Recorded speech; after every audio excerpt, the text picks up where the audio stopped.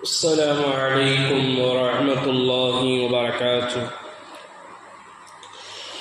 الحمد لله رب العالمين والعاقبة للمتقين والصلاة والسلام على نبي المرسلين وعلى آله الطيبين وصحابه الطاهرين وكلهم أجمعين، أما بعد، فأعوذ بالله من الشيطان الرجيم. بسم الله الرحمن الرحيم. وقال الله عز وجل: واعتصموا بحبل الله جميعا ولا تفرقوا واذكروا نعمة الله عليكم إذ كنتم أعداء فألف بين قلوبكم فأصبحتم بنعمته إخوانا وكنتم على شفا حفرة من النار فأنقذكم منها كذلك يبين الله لكم آياته لعلكم تهتدون. وقال عيدا: وأطيعوا الله ورسوله ولا تنازعوا وتفسدوا وتذهب ريحكم واصبروا إن الله مع الصابرين.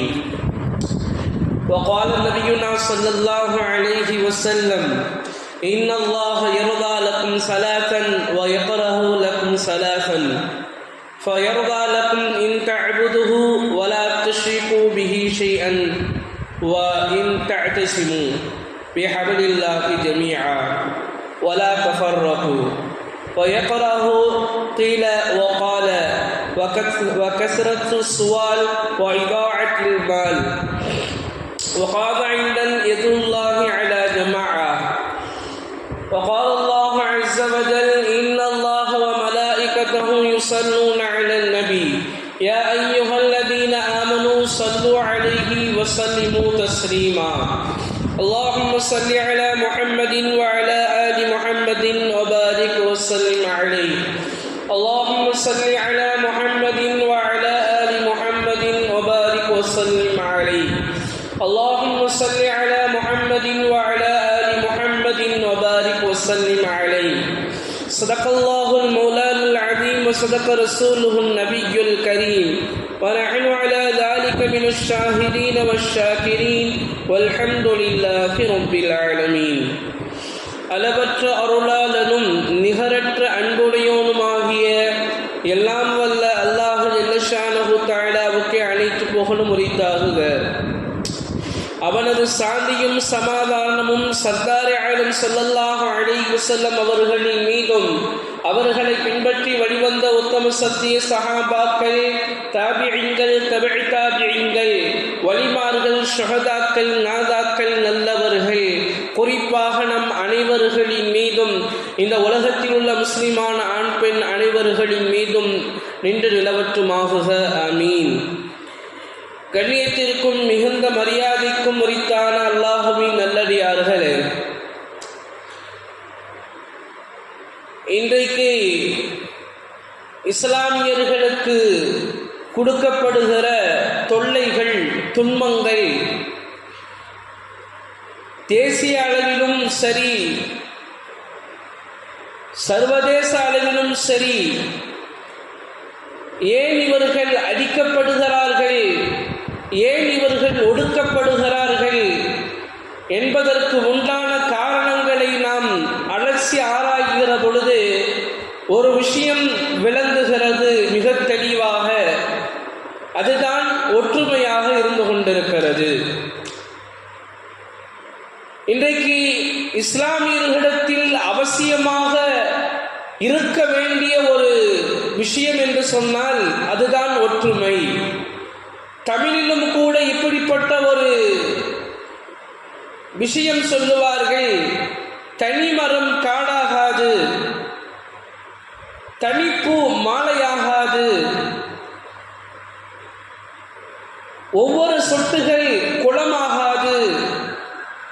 இப்படியாக ஒற்றுமைக்கு பல்வேறு விதமான உதாரணங்களையும் பழமொழிகளையும் நாம் எல்லாம் கேட்டு வருகிறோம். ஆனால் இதுவெல்லாம் புழக்கங்களில் சொல்லப்படுகிறதே தவிர அந்த ஒற்றுமை நம்மிடத்தில் இன்றைக்கு வந்ததா என்பதை நாங்கள் கவனிக்க தவறிவிடுகிறோம். இஸ்லாமியரிடத்தில் அவசியம் தேவை இந்த ஒற்றுமைதான். இந்த ஒற்றுமையை தொலைத்ததின் காரணத்தினால் சர்வதேச அளவிலும் சரி, தேசிய அளவிலும் சரி, இஸ்லாமியர்கள் அடிக்கப்படுகிறார்கள், ஒடுக்கப்படுகிறார்கள். அதற்கு உண்டான முக்கிய காரணம்தான் இந்த ஒற்றுமையாக இருந்து கொண்டிருக்கிறது. சமீபத்திலே ஒரு இஸ்லாமிய கட்சியை சார்ந்த ஒரு நிகழ்ச்சி ஒன்றிலே சகோதர சமயத்தை சார்ந்த ஒரு உயர் பதவியில் இருந்த ஒரு நபர் சொன்ன விஷயம், அவர் சொல்கிறார், இஸ்லாமியர்களே, உங்களை பார்த்து நான் ஒரு விஷயம் சொல்ல வேண்டும். அதாவது நம்மை எதிர்நோக்கி வரக்கூடிய அந்த தேர்தலுக்கு முன்பதாக நீங்கள் செய்ய வேண்டிய மிக முக்கியமான ஒரு விஷயம் என்பதாக சொல்லிவிட்டு அவர் சொல்லுகிறார், நீங்கள் உங்களில் இருக்கக்கூடிய கட்சிகள் எல்லாம் பிரிந்து இருக்கிறீர்கள்.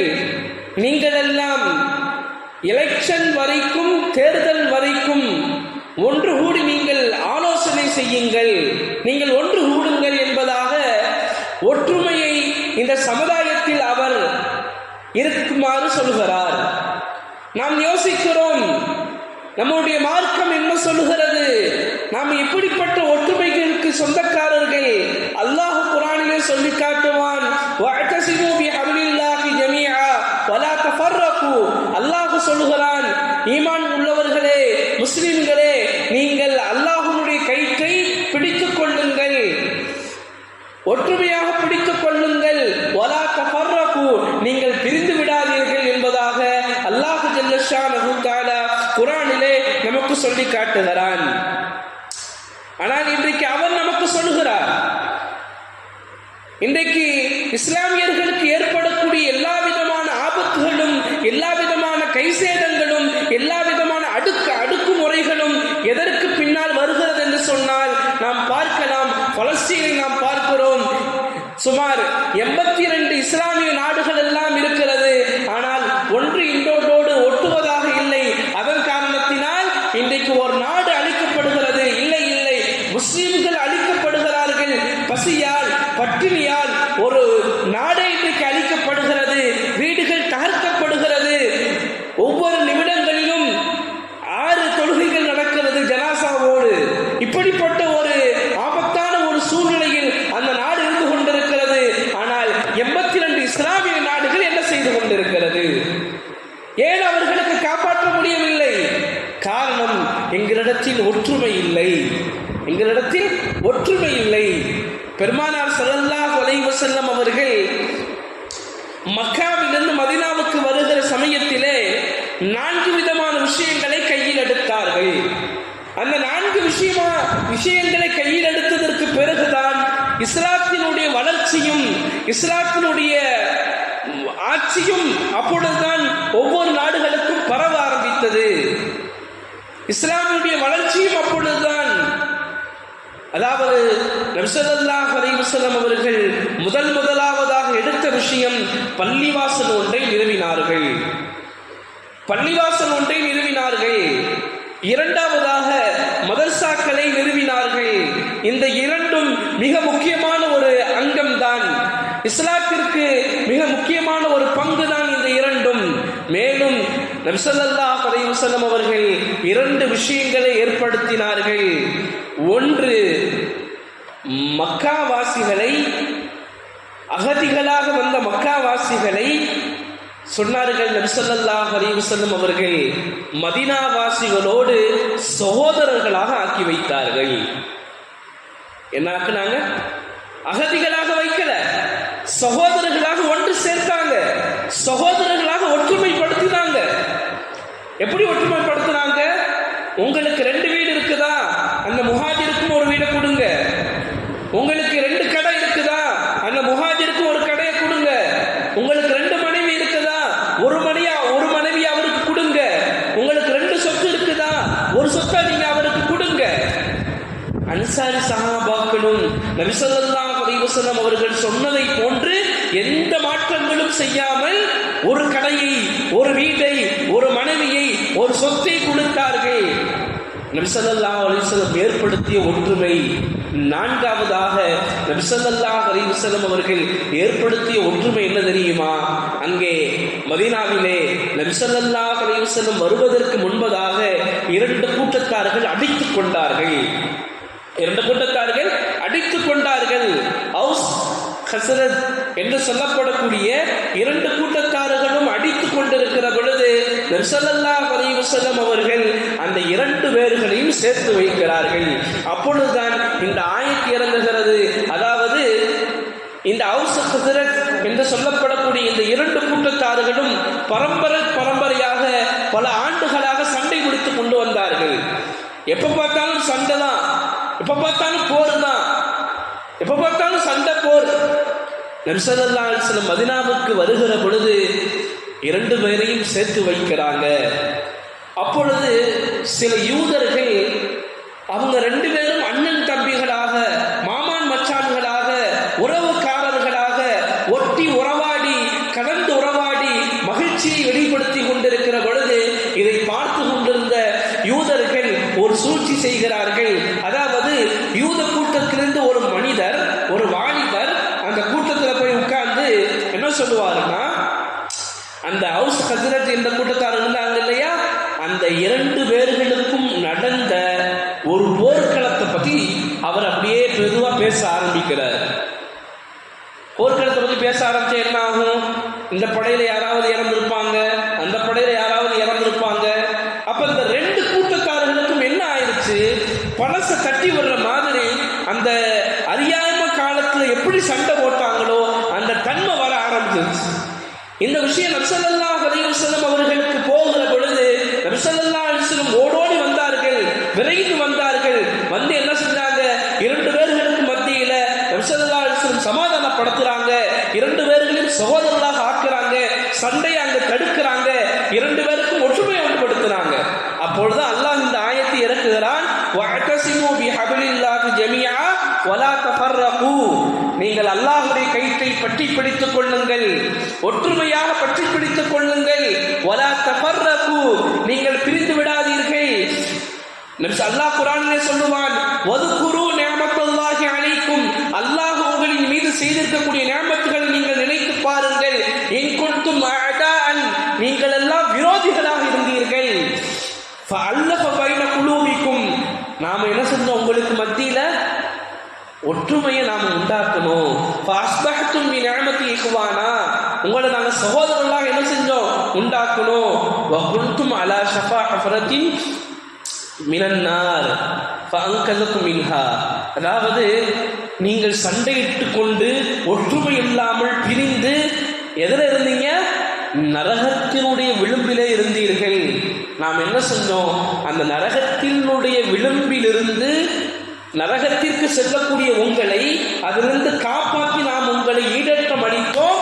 எனவே நீங்கள் என்ன செய்யாதீர்கள், சண்டை போட்டுக்கொண்டு நீங்கள் பிரிந்து விடாதீர்கள், அல்லாஹ் என்ற அந்த கயிற்றை நீங்கள் பற்றி பிடித்துக் கொள்ளுங்கள் என்பதாக அல்லாஹ் ஜல்ல ஷானஹு தஆலா ஆயத்தை இறக்கினான். நபி ஸல்லல்லாஹு அலைஹி வஸல்லம் அவர்கள் சொன்னார்கள், அல்லாஹ் ஜல்ல ஷானஹு தஆலா மூன்று விஷயங்களை உங்களிடத்தில் பிரியப்படுகிறான், மூன்று விஷயங்களை உங்களிடத்தில் அல்லாஹ் வெறுக்கிறான். அல்லாஹ் பிரியப்படக்கூடிய மூன்று விஷயங்கள் இதுதான். ஒன்று, அல்லாஹுவை நீங்கள் வணங்குவது. இரண்டாவது, அவனுக்கு எதையும் இணையாக்காமல் இருப்பது. மூன்றாவது, நீங்கள் அல்லாஹ்வுடைய கயிற்றை பற்றி பிடித்துக் கொண்டு நீங்கள் பிரிந்து கிடக்காமல் இருப்பது. அல்லாஹ் என்னங்க விரும்புறான்?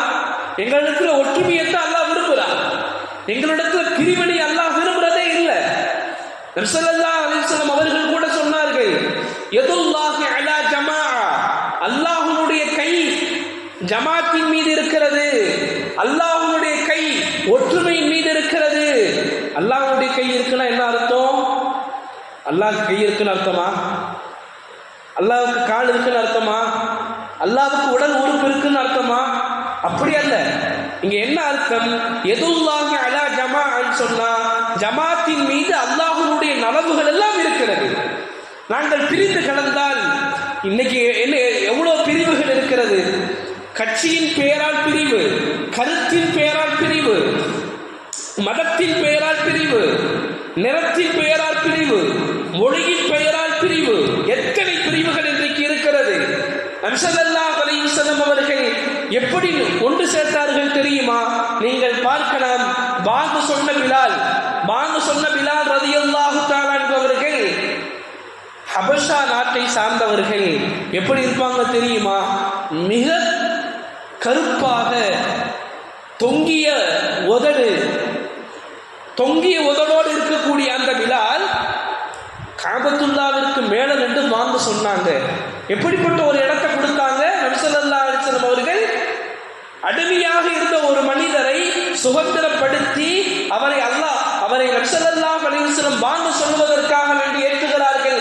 காரணம் என்ன தெரியுமா? இஸ்லாத்தை ஏற்றுக்கொண்டால் எல்லாம் சமம்தான். இஸ்லாத்தை ஏற்றுக்கொண்டால் எல்லாம் சமம்தான். கருப்பர்கள் வெள்ளையர்களை விட உயர்ந்தவர்களும் அல்ல, வெள்ளையர்கள் கருப்பர்களை விட உயர்ந்தவர்களும் அல்ல. அரபிகள் அஜமிகள், அதாவது அரபி அல்லாதவர்களை விட உயர்ந்தவர்களும் அல்ல, அஜமிகள் அரபி அல்லாதவர்களை விட உயர்ந்தவர்களும் அல்ல, எல்லாரும் சரிசமம் தான். நம்ம பிலால் ரலியல்லாஹு அன்ஹு அவங்கள பார்க்கலாம். கருப்பு தோற்றமுடைய அவர்களை நபி ஸல்லல்லாஹு அலைஹி வஸல்லம் பாங்க சொல்லி அழகுபடுத்தினார்கள். காரணம் என்ன தெரியுமா? எல்லாத்தையும் சரிசமமாக ஒற்றுமையோடு. மேலான பெரியார்களே, சகோதரர்களே, நம்முடைய இஸ்லாத்தினுடைய 5 கடமைகளும் ஒற்றுமையை தான் சொல்கிறது. எப்படி தெரியுமா? கலிமா சொல்கிறோம் இல்லையா? அந்த லா இலாஹ இல்லல்லாஹ் முஹம்மது ரசூலுல்லாஹ் என்ற கலிமா சொன்னதற்கு பிறகு என்ன ஆகுதுன்னா, நம்ம முஸ்லீம் என்கிற அந்த நிழலின் கீழ், அந்த கொடையின் கீழ் நாம் வந்து விடுகிறோம். அல்லாஹ் என்ன சொல்கிறான்? இன்னமல் முஃமினூன இஹ்வா. ஒருத்தர் கலிமா சொல்லிட்டாருன்னு சொன்னா அவர் யார் ஆயிடுறாரு? அவர் முஃமினாக ஆயிடுறாரு. முஃமின்கள் எல்லா உலகத்தில் சரிசமம் தான். முஃமினில் யாரும் உயர்ந்தவரும் அல்ல, யாரும் தாழ்ந்தவரும் அல்ல, அமல்களை கொண்டே தவிர. ஒரு மனிதனிடத்தில் அமர் இருக்கிறதா, அவர்தான் உயர்ந்தவர் அல்லாஹ்விடத்திலே. தக்குவா இருக்கிறதா, அவர்தான் உயர்ந்தவர் அல்லாஹ்விடத்திலே. அப்போ கலிமா சொல்வதென்ன? முஃமின், முஸ்லிம் என்பதாக அது சொல்கிறது. அதாவது எல்லாரும் சமம், முஸ்லிம்கள் எல்லோரும். இன்னமல் முஃமினூன இஹ்வா. இரண்டாவது தொழுகை நாம் பார்க்கலாம். இவர் உயர்ந்த குலத்தை சார்ந்தவருங்க, இவர் தாழ்ந்த குலத்தை சார்ந்தவருங்க, அதனால இவருக்கு உள்ள தொழுகைங்க, அதனால இவர் இமாமுக்கு முன்னாடி போய் நிற்கலாம், அதனால இவர் இமாமுக்கு பின்னாடி நிற்கலாம், இவர் ஏழைகளோட சேர்ந்து நிற்கக்கூடாது, இவர் கற்பானவரோடு சேர்ந்து நிற்கக்கூடாது, இவர் கீழ்த்தரமானவர், அதாவது அவர்களுடைய பார்வையில் இது ஏழையோடு சேர்ந்து இருக்கக்கூடாது. அப்படி அல்ல. உலகத்தை ஆளுகிற அரசனாக இருந்தாலும் சரி, தொழுகைக்கு நான் வெளியில வந்தா அவர் வெளியே தான் நிற்கணும். தொழுகைக்கு வந்தா அவர் எங்க நிற்கணும்? வெளியே தான் நிற்கணும். தொழுகை என்ன சொல்லுகிறது தெரியுமா? தொழுகை இருக்கிறது, அது எல்லோரும் சமம், எல்லோரும் ஒற்றுமை. நபி ஸல்லல்லாஹு அலைஹி வஸல்லம் ஹதீஸ் இருக்கிறது. எந்த மனிதர் தக்க காரணமின்றி தன்னுடைய இல்லத்திலே தொழுது கொள்கிறார்களோ அவர்களுடைய வீட்டை வாலிபரிடத்திலே ஏவி விறகு கட்டைகளை சேகரித்து அவர்களுடைய வீட்டை எரிக்கையினுடைய மனம் நாடுகிறது என்பதாக ஏன் நபி ஸல்லல்லாஹு அலைஹி வஸல்லம் சொன்னார்கள் தெரியுமா? நீங்கள் பள்ளிவாசலுக்கு தொழ வேண்டும். பள்ளிவாசல் சஃப் இருக்கிறதே, அது ஒற்றுமையினுடைய அடையாளமாக திகழ்கிறது.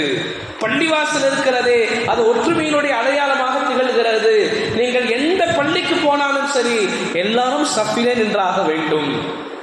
நீங்க எந்த பள்ளிக்கு, மக்காவுக்கு போங்க, காபத்துல்லாவுக்கு போங்க, நீங்க சஃப்ல தான் நிக்கணும். அங்க அரசரே வந்தால் எங்க நிற்பாருங்க? சஃப்ல தான் நிற்பாரு. அங்க வேலை பார்க்கிறவர் என்ன செய்வாரு? அதே அரசர் பக்கத்துல யார் நிற்பாங்க? அதே பள்ளியில காபத்துல்லாவுல கூட்டுறவர் கழுகிறவர் பக்கத்தில் நிற்பார். அப்ப என்ன சொல்லுகிறது? அது ஒற்றுமை சொல்லி காட்டுகிறது. அதனால்தான் இந்த ஜும்மாவிற்கு ஜும்மா என்பதாக ஏன் வைத்தார்கள் தெரியுமா? இங்கே எல்லாரும் ஒற்றுமையாக ஒன்றாக தொழுவார்கள்.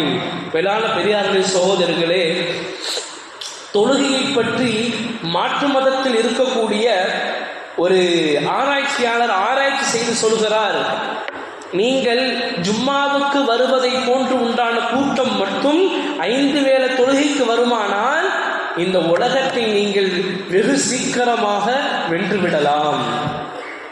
இப்போ எப்படிப்பட்ட ஒரு விஷயம்ங்க, ஒன்றுபட்டால் உண்டு வாழ்வு, ஒன்றாக இருந்தால் எல்லாத்துக்கும் அதுதான் பலம். தொழுகை இருக்கிறதே அது ஒற்றுமையினுடைய அடையாளமாக இருக்கிறது. மூன்றாவதாக ஜகாத். ஜகாத் இருக்கிறதே எல்லா முஸ்லீம்களுக்கும் 100 ரூபாயிலிருந்து எவ்வளோங்க, 2.5 ரூபாய். யாருக்கும் அதிகமாக வாங்கப்படாது, யாருக்கும் குறைந்ததாக வாங்கப்படாது.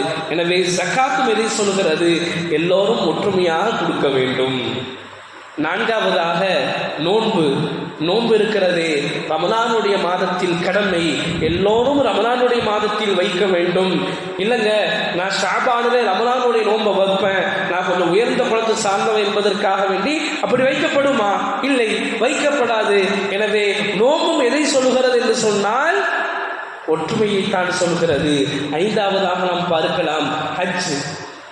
ஹஜ் அங்கே யார் யாருங்க போவா? செருப்பு தைக்கிறவர் என்ன செய்வார்? அதே காபத்துல்லாவில் தான் வலம் வருவார். அதே காபத்துல்லாவில் தான் வலம் வருவார். கூற்றவர் என்ன செய்வார்? அதே காபத்துல்லாவில் தான் வலம் வருவார். உயர்ந்த பதவியில் இருக்கிறார், அவர் என்ன செய்வார்? அதே காபத்துல்லாவில் தான் வலம் வருவார். அல்லாஹ் என்ன சொல்லுகிறான்? ஹஜ்ஜினுடைய மாதத்தில் நீங்கள் வந்து பாருங்கள், உலகத்தினுடைய ஒற்றுமை எங்கே பார்க்கலாம்? நாம் காபத்துல்லாவிலே பார்க்கலாம். ஆக என்ன சொல்லுகிறது இஸ்லாம்? நீங்கள் ஒன்றாக சேர்ந்திருங்கள், நீங்கள் பிரிந்திருக்காதீர்கள். இருக்கிறதே அது கோழைத்தனத்தை உண்டு பண்ணும். இன்றைக்கு நாம் என்ன செய்யணும்? உலகத்தை நேசிப்பதின் காரணத்தினால் எத்தனையோ இஸ்லாமிய கட்சிகளாக இருக்கட்டும், எத்தனையோ இஸ்லாமிய இயக்கங்களாக ஆகட்டும் பிரிந்து கிடக்கிறார்கள். அதன் காரணத்தினால் தான் இன்றைக்கு எவனோ நமக்கு பாடம் எடுக்கிறார்.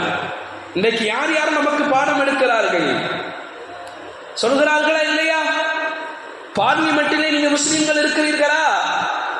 சட்டமன்றத்தில் நீங்கள் முஸ்லிம்கள் இருக்கிறீர்களா?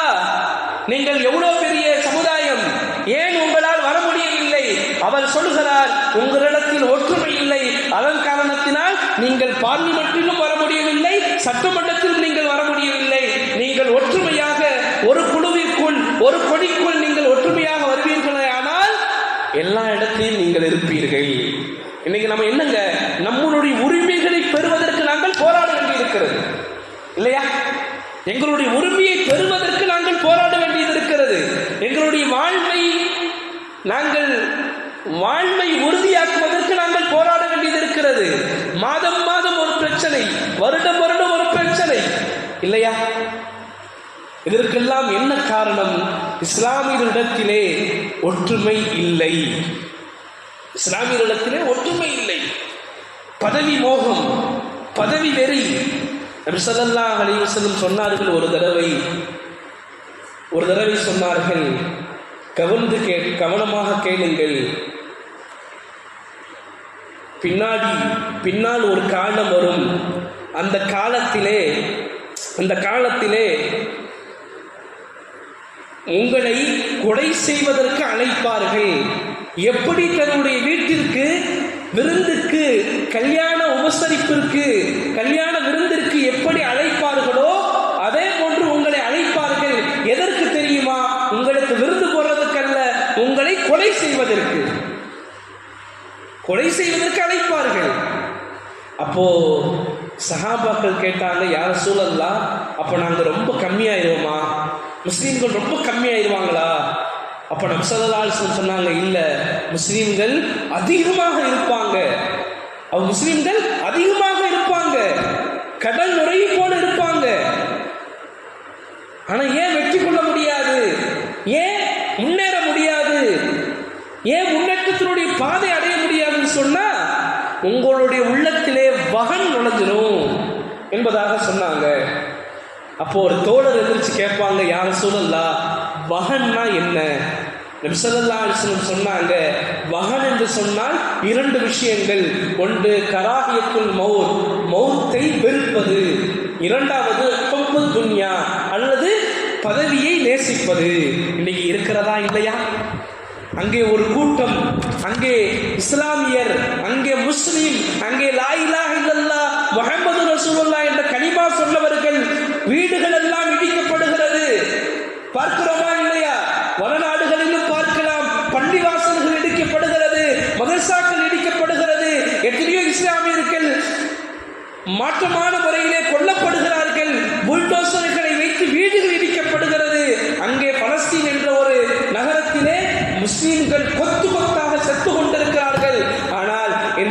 நாங்கள் சுகபோகத்திலே வாழ்ந்து கொண்டிருக்கிறோம்.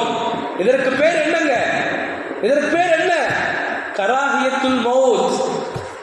நாங்க எங்க அந்த இஸ்ரேலோடு நாங்கள் தொடர்பை போர் செய்தா எங்களுடைய வீடு போயிருமோ, எங்களுடைய வாழ்க்கை நிம்மதி இல்லாமல் போயிருமோ.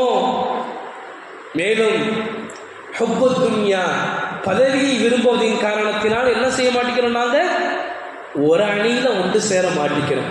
எனக்கு அங்க போனா எனக்கு தலைவர் பதவி, எனக்கு இங்க போனா எனக்கு அந்த பதவி, எனக்கு இந்த பதவி, நான் இந்த இடத்துல இருக்கணும், நான் இவ்வளவு பெரிய இடத்துக்கு போகணும் என்பதற்காக வேண்டி பதவியை ஆசை கொண்டதின் காரணத்தினால் நம்மளுடைய உள்ளத்துல என்ன ஆயிடுச்சுங்க? வகன் நுழைஞ்சிருச்சு.